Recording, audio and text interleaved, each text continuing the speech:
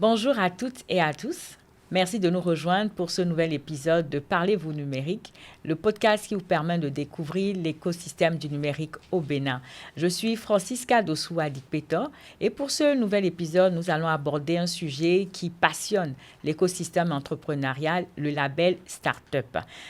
Eh bien, qu'est-ce que c'est exactement ce label? Pourquoi le Bénin a décidé de mettre en place ce label, ce dispositif? Quels avantages concrets pour les startups? Et surtout, comment rejoindre la prochaine cohorte qui sera bientôt lancée? Pour répondre à toutes ces questions, nous avons un invité sur ce plateau. Il s'appelle Monsieur Djabirou Amadou. Il est le président du comité technique de labellisation. Monsieur Amadou, bonjour. Bonjour, Francisca.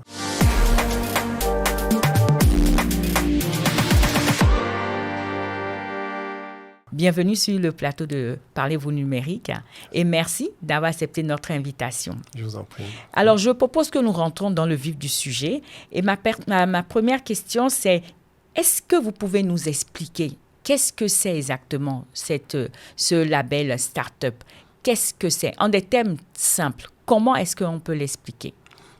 Le label Startup, c'est la réponse du gouvernement de Son Excellence le Président Patrice Talon à sa vision de construire des champions béninois du numérique. Et dans cette démarche, avoir un cadre réglementaire était une étape. Alors, quels sont les critères pour être éligible à ce statut de label Startup? Toute entreprise qui souhaite l'octroi de ce label doit remplir au minimum 4 critères majeurs. Avoir le statut de micro, petite ou moyenne entreprise, avoir au plus du moins 6 ans d'existence légale, avoir une innovation ou avoir soumis à autorisation une innovation dont le modèle économique est réplicable. Et le 4e et dernier, c'est d'avoir un chiffre d'affaires inférieur à 2 milliards de francs CFA. Alors, est-ce que c'est un processus accessible, facile ou exigeant, complexe pour les jeunes entrepreneurs? C'est un processus totalement simple puisqu'il se fait en ligne, il est totalement digitalisé, donc accessible à tous. Qu'est-ce qu'une start-up gagne concrètement en étant labellisée? Le label donne accès à un certain nombre d'incitatives. Parmi les incitatifs, on a ceux inscrits dans le décret ou dans le cadre réglementaire, mais aussi ceux que les ministères parties prenantes mettent en œuvre. Je vais vous en citer quelques-uns. Dans le cadre réglementaire, typiquement, il prévoit toute entreprise qui a reçu ce label peut bénéficier de dispositions particulières pour les impôts, donc des réductions d'impôts. Elle peut également bénéficier d'un certain nombre d'expositions à l'international pour celle-là qui veut faire une promotion de son produit à l'étranger. Elle peut également avoir des droits de réduction d'impôts, de douane pour ceux-là qui importent de la matière première qui va contribuer au développement de leurs produits. À côté de ça, il faut noter qu'il y a un certain nombre de mécanismes qui sont en place, des mécanismes d'incubation à l'endroit de ceux-là qui ont eu le label, mais qui sont en accélération. Il y a des programmes d'incubation comme celui de Stanford SIC que met en œuvre l'ADPME, mais également, on peut citer des initiatives qui arrivent. C'est l'initiative, par exemple, de Star Venture, que je ne vous cite pas parce que c'est une référence en termes d'accélération, d'incubateur, d'accélération de start-up. Alors, est-ce que ça aide à trouver un financement, avoir le statut de start-up labellisé? Est-ce que ça permet également d'accéder plus facilement au marché public? Totalement, Francisca. L'objectif derrière, c'est de permettre le développement, l'accélération de ces petites et micro-entreprises auxquelles le gouvernement a donné sa caution. Ceci se passe à travers quoi? Le gouvernement, à travers un programme, c'est-à-dire le fonds de développement de l'entrepreneuriat numérique, met en place un certain nombre de prêts, par exemple. Donc, c'est un fonds qui est porté par l'ADPME qui pourra apporter du crédit à des taux zéro, à des taux très faible, 0 pour le moment. Et c'est une manière pour le gouvernement, à travers cette agence, de donner ces incitations financières. On espère que des banques pourront suivre parce que ces entreprises, on a vu, à qui on a donné le label, c'est parce qu'on a déterminé qu'ils ont du potentiel. Donc, en bon modèle, le gouvernement met en place ce fonds-là. Mais également, c'est pas que ça. Elle permet aussi, à travers des dispositions légales qui sont mises en place, d'avoir de la co-traitance, c'est-à-dire pour toute grande entreprise qui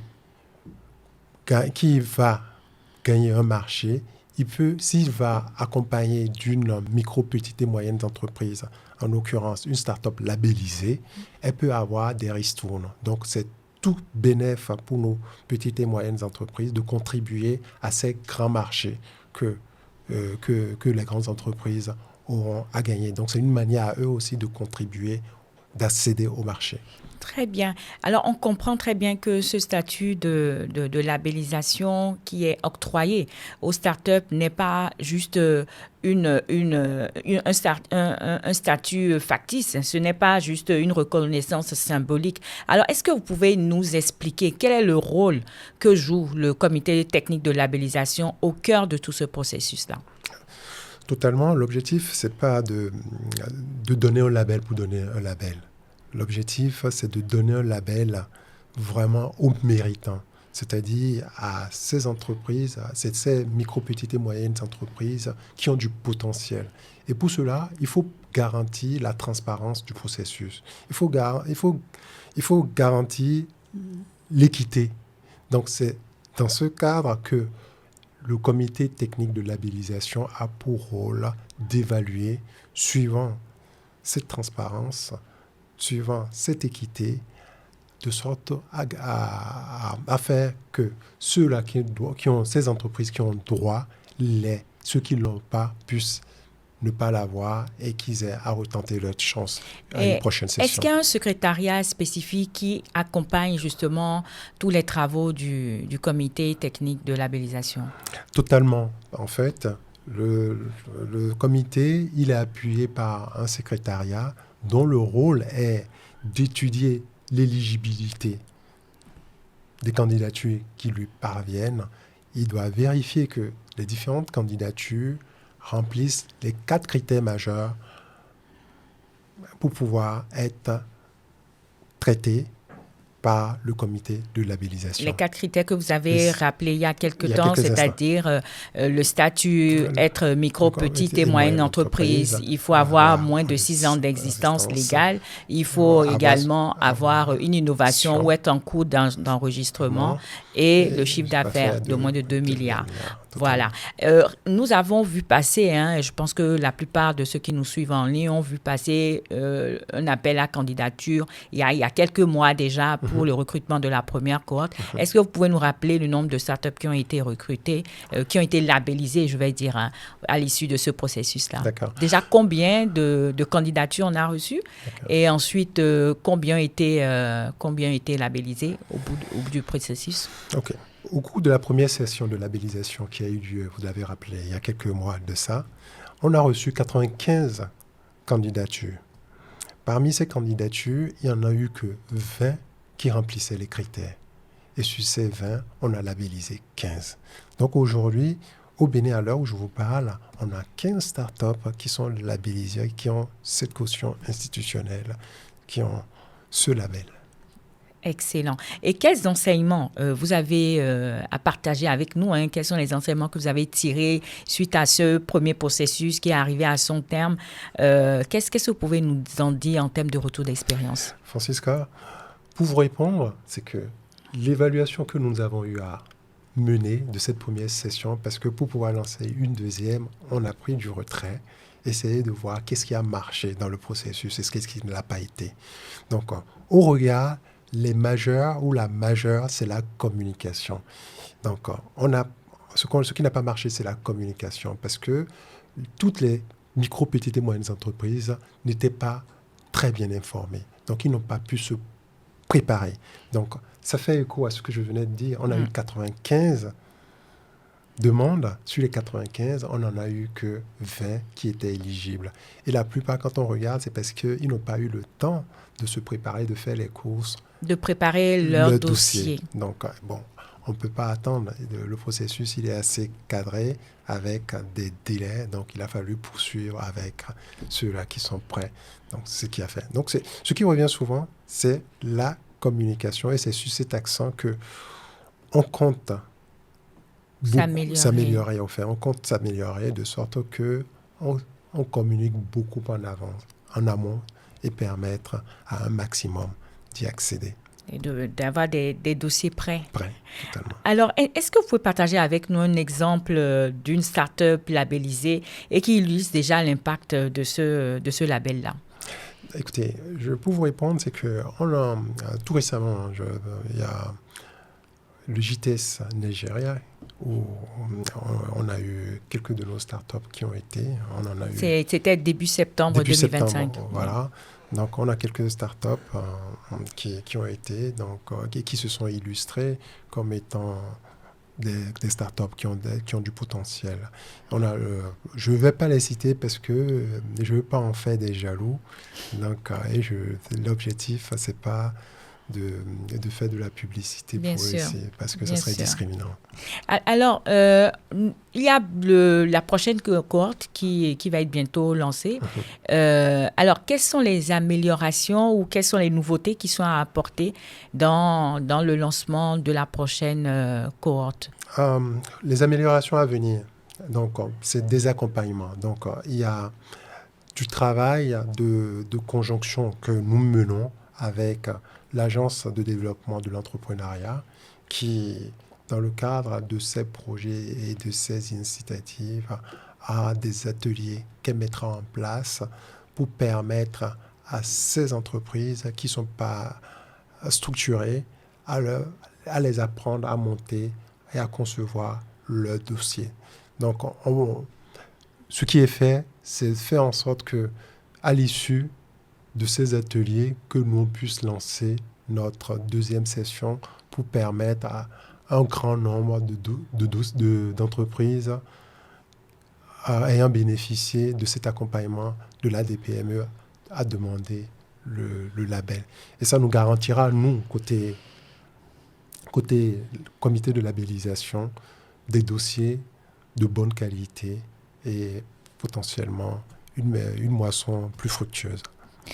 Est-ce qu'on peut déjà parler de calendrier, de feuille de route en perspective du lancement prochain de la cohorte numéro 2 de labellisation? Est-ce qu'il y a déjà des dates que vous pouvez partager avec nous? Totalement. Bon, enfin, je vais rester un peu dans le brouillard quand même, parce que ceux-là qui font la com, ils le feront en temps et en heure. Mais ce que je peux vous dire, on prévoit lancer une deuxième cohorte d'ici la fin de ce mois, voire début octobre. Donc entre septembre et octobre. Oui, fin septembre. Voilà. Donc, normalement, dans les prochains jours, vous aurez déjà de la com, parce que je vous disais tantôt qu'il faut qu'on a vraiment à communiquer. Donc, on réserve une large bande du temps ou de la feuille de route consacrée à la communication. Alors, s'il y a des startups qui nous écoutent, qui nous suivent, et j'espère qu'il y en a beaucoup, soyez au taquet, suivez l'actualité. Il y a bientôt des informations qui vont passer pour vous donner toutes les informations, tous les détails dont vous avez besoin pour faire partie de la deuxième cohorte de labellisation. Alors, est-ce que vous avez des conseils? J'imagine que vous en avez. Des conseils à l'endroit de ces startups qui se disent je vais tenter ma chance, je suis intéressé par la labellisation. Qu'est-ce que vous pouvez donner comme tips, comme conseils pour les aider à améliorer leur candidature? Francisca, ce que je peux donner comme conseil, c'est que toute micro, petite et moyenne entreprise n'a pas à hésiter à demander ce label-là aujourd'hui, parce que ce label devient, comment dit-on, le filtre au fait des incitations ou des accompagnements que le gouvernement va apporter sur différents programmes les programmes d'accélération, j'en ai parlé, des programmes de soutien et de développement, j'en ai parlé aussi. Mais en tout cas, tous les programmes, vont laisser une belle part à ces entreprises, à ces micro, petites et moyennes entreprises qui ont le label. Parce que ce sont ceux-là qu'on a déterminés comme étant ceux qui ont du potentiel. Donc, allez-y, révélez votre potentiel, demandez le label et montrez votre talent et votre innovation. Et normalement, vous devez pouvoir en bénéficier. Et s'il y a toujours quelqu'un qui nous regarde et qui se dit est-ce que vraiment c'est un processus qui donne la chance à tout le monde? Qu'est-ce que vous avez à dire à une start-up qui hésite encore à rentrer dans le processus? Je leur dirais d'avoir totalement confiance au processus parce que c'est un comité. C'est un comité qui est constitué de différents sectoriels. Il y a la santé, il y a le ministère des Finances, il y a l'agence de développement de CMS-City qui a un représentant, il y a le ministère du numérique, et il y a le ministère des petites moyennes entreprises, mais aussi il y a une personnalité de l'écosystème entrepreneurial du numérique qui siège. Donc, c'est quelque chose c'est un vote. Donc, c'est étudié. Les dossiers qui sont éligibles sont ramenés autour d'une table sur laquelle on débat et on vote sur la pertinence de telle entreprise ou telle autre à être innovant et qui a mérité ce label. Donc, je peux vous dire, ce n'est pas l'œuvre d'une personne, c'est un collège qui l'octroie. Donc, ça garantit la transparence du processus. Alors, nous sommes en train d'arriver au terme de nos échanges. Est-ce que vous pouvez nous redire en quelques mots le label Startup, ce qu'il y a à retenir, s'il y avait qu'un seul mot, qu'une seule phrase à retenir de cette labellisation que l'État béninois a décidé d'octroyer à toute micro-petite entreprise? Quelle serait cette phrase-là avec laquelle on partirait? La labellisation, c'est le mécanisme pour le gouvernement du Bénin d'aboutir à sa vision d'avoir une multitude d'entreprises du numérique qui puissent aller à la conquête de la sous-région. Alors, je ne vais pas vous laisser partir sans vous poser une question qui n'a rien à voir avec la labellisation, parce que j'aimerais quand même qu'on en sache un peu plus sur M. Djabirou Amadou. Okay. Alors, qu'est-ce qui vous donne de l'énergie le matin avec toutes les responsabilités qui vous incombent? Expliquez-nous un peu. Bon, en réalité, il faut se dire que moi, j'ai beaucoup servi dans le privé, en d'autres cieux. Et la différence avec ce que je vis aujourd'hui, je sens l'impact de ce que je fais à la fin de la journée. Donc, c'est cette énergie-là qui fait que je me lève chaque matin et que je suis de bonne humeur et puis je suis engagé sur les projets sur lesquels je suis. Alors, j'imagine que vous êtes quelqu'un qui aime la lecture. Est-ce qu'il y a un livre ou une citation qui vous inspire et que vous voulez partager avec nous? Non, je vais être très basique. Très, très, très basique. Allez-y. Qui veut aller loin, ménage sa monture. OK, parfait. Alors, chers amis, vous qui nous suivez, vous avez compris, nous étions avec M. Djabirou Amadou, qui est le président du comité technique de labellisation. Il nous a parlé de ce qu'est la labellisation. Désormais, on en sait un peu plus sur ce qu'est la labellisation proposée par le gouvernement du Bénin. M. Amadou, merci. Merci d'avoir été des nôtres pour ce nouveau numéro de Parlez-vous numérique. Vous avez pu apporter toutes des explications sur le label Startup. Ce label est bien plus qu'une reconnaissance, vous l'avez dit, vous avez même insisté dessus. C'est un véritable levier pour accompagner les jeunes entreprises innovantes, pour faciliter leur accès au financement, au marché public et renforcer leur crédibilité au sein de l'écosystème béninois. Alors, la première cohorte, nous l'avons dit, a déjà montré des résultats encourageants et la prochaine cohorte s'annonce encore plus ambitieuse. Alors, si vous êtes une start-up et que vous hésitez encore, c'est peut-être le bon moment pour vous. Lancez-vous, franchissez le pas, postulez. Et merci à tous ceux qui ont suivi ce podcast Parlez-vous numérique. Restez connectés pour en savoir toujours plus sur les prochaines étapes de la labellisation.